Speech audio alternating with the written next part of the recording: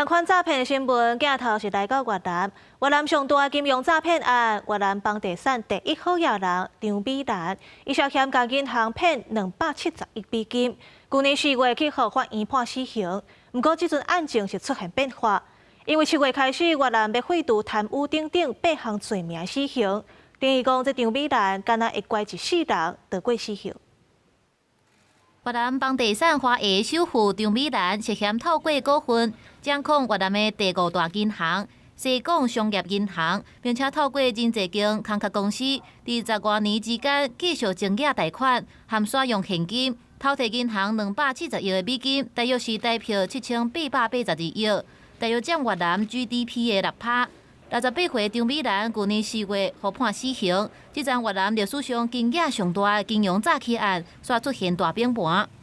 越南国会2号表示，对7月开始，越南要废除包含贪污，还有受诬洗、间谍等8项罪名的死刑，也予张美兰逃过死劫。这个消息对受害者来讲是无法度接受，因为西港商业银行的主管买人拢是当地一般的百姓。 因就是投资银行是上妥当的，想袂到生活煞拢乌有去。因敢若希望政府会当到主持公道，把损失的艰苦钱讨回来。Tuyên làm sao để mà công bằng cho dân, phải đủ được là cả phần nào đấy gọi là đền bù, làm sao dân nó gọi là có một chút an ủi. 2 năm qua đã chờ đợi mòn mỏi như thế này, mà lỗi này không phải là lỗi do dân,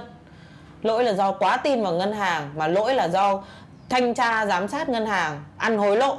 và thanh tra chính phủ cũng ăn hối lộ thì bảo làm sao mà dân nó không khổ. 张美兰的律师对媒体证实讲，张美兰的死刑会改判做机器人监禁，并且表示已经通知张美兰，而且伊非常欢喜。实际上为着求生，张美兰进行着真积极变卖资产来行销。 律师也表示，就算已经确定免死刑，但是如果张美兰会当满足赔偿所有损失金额的3/4，未来阁有机会互人考虑减刑。因为越南有原有10项罪会当判死刑，包含谋杀、卖国、恐怖主义、甲性侵囡仔等等。公司新闻深入陪朋友。